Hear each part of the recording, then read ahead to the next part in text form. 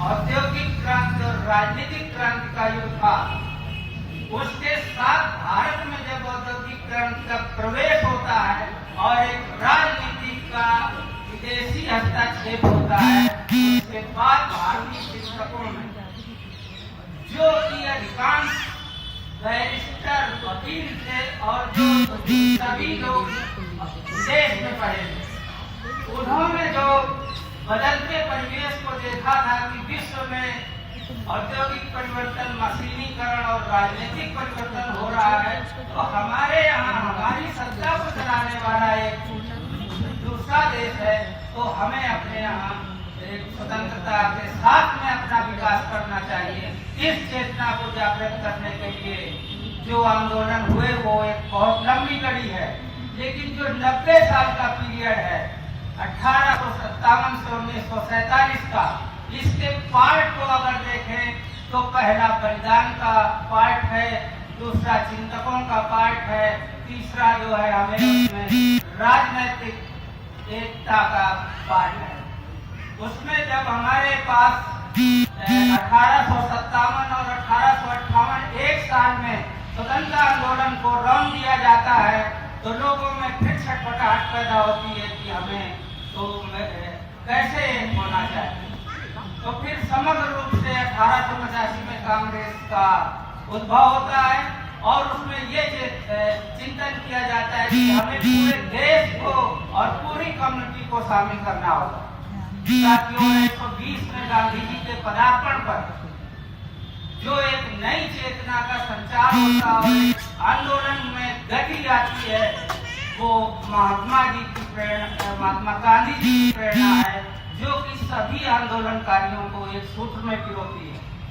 गांधी जी के जीवन में कांग्रेस के अधिवेशनों में इतनी बहसें हुई, इतने प्रस्ताव आए जो कि देश की स्वतंत्रता के लिए नियम बनाने, आंदोलन को सफल बनाने के लिए किए गए। उसमें एक घटना होती है जिसमें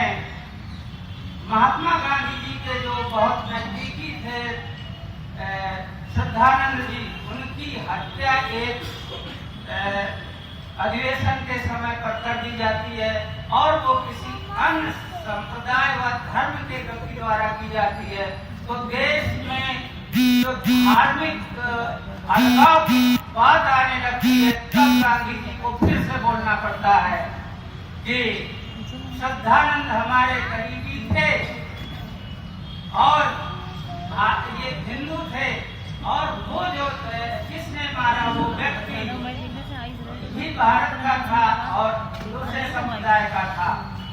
उस विभेद को भूलते हुए हमें उसको व्यक्ति के रूप में दोनों को देना होगा, उनको धार्मिक आधार पर नहीं देना होगा। हमें देश को एक रखने के लिए, आंदोलन को बढ़ाए रखने के लिए धर्म, संप्रदाय, जात को भूलकर आगे बढ़ना होगा। इस चिंतन के साथ जब आगे बढ़ा गया तो 1922 में फिर गांधी जी ने कहा कि हमारे देश का संविधान, जो पहले ड्राफ्ट प्रस्तुत किया गया था 1895 में बाल गंगाधर तिलक जी द्वारा, वो भी भारतीयों द्वारा अस्वीकृत कर दिया गया था। महात्मा गांधी जी ने देश की विविधता को देखते हुए 1922 में कहा था कि देश का संविधान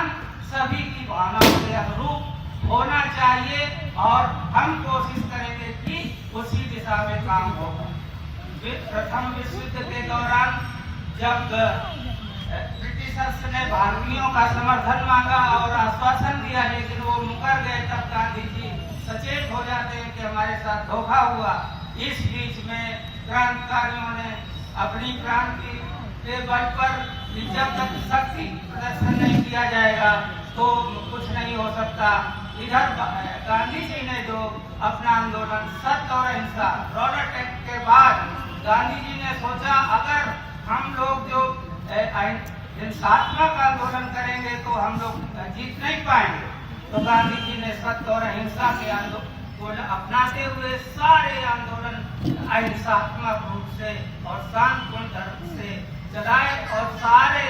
धर्मों को जोड़ते हुए और देश के कश्मीर से कन्याकुमारी और इधर पूर्वोत्तर से लेकर गुजरात तक के सारे प्रांतों के रजवाड़ों और ब्रिटिश राज्यों को और कमिश्नरेट को जोड़ते, वहाँ के लोगों को जोड़ते हुए एक आंदोलन की स्थिति को भारत छोड़ो तक ले आए 1942 तक, जिसकी अगुवाई महात्मा गांधी जी ही करते रहे प्रत्यक्ष रूप से। और जब संविधान सभा में बात आती है कि संविधान सभा में जो महत्वपूर्ण व्यक्ति थे स्वतंत्रता प्राप्त कराने में, महात्मा गांधी वो नहीं थे। महात्मा गांधी जी संविधान सभा में नहीं थे, लेकिन इतना बेहतरीन संविधान उनकी ही राय से बनता था, क्योंकि जो भी डिस्कशन जिस प्रस्ताव पर होता था उसकी बात जो है महात्मा गांधी जी के पास पहुंचाई जाती थी। लेकिन जब 16 अगस्त के दिन 16 अगस्त 47 को जब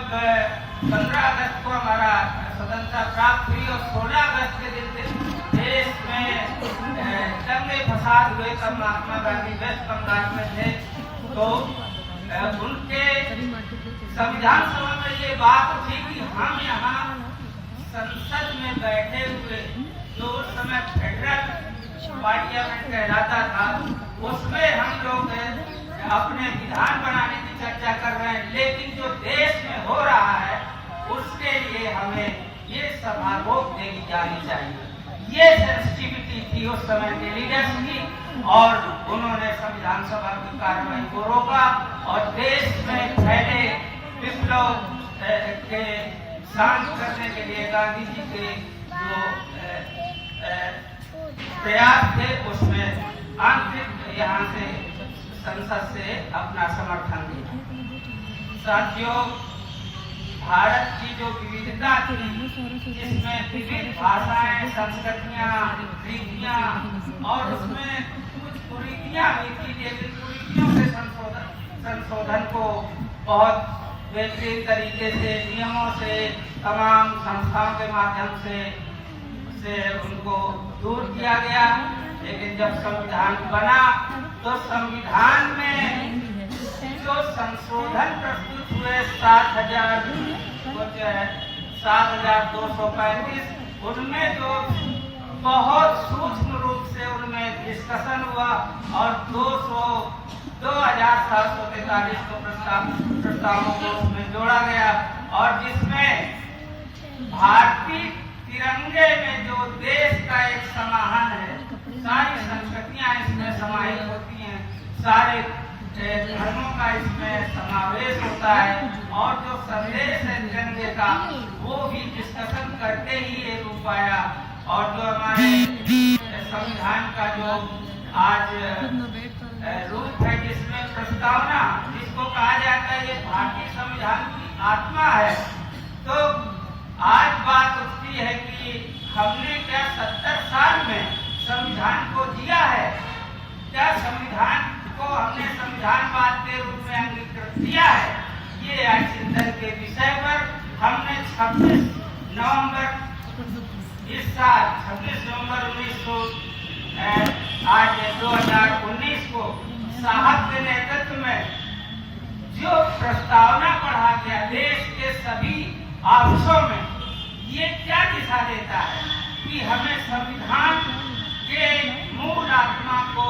अपने में एक वाद के रूप में रखना होगा, जिससे जो तमाम अत्याचार फैले हुए जिसकी पूर्व वक्ताओं ने चर्चा की, वो तभी दूर हो सकती है जब हम एक जिम्मेदार नागरिक के रूप में संविधान की उस आत्मा को अंगीकृत करके उसको एक्शन में लाएं। साथियों, हम बहुत ज्यादा ना बोलते हुए आज के इस समारोह में सभी को बधाइयां देते हैं और यही अनुरोध करना चाहेंगे कि जो भारत सरकार ने मुहिम शुरू करी है 26 नवंबर को हर वर्ष संविधान दिवस मनाए जाने की, उसमें से जो पिछले वर्ष जो प्रस्तावना पढ़ने की जो शुरुआत की है, ये हमें लगता है कि आगे संविधानवाद को आगे ले जाने का कदम है। साथियों, बहुत बहुत धन्यवाद। बहुत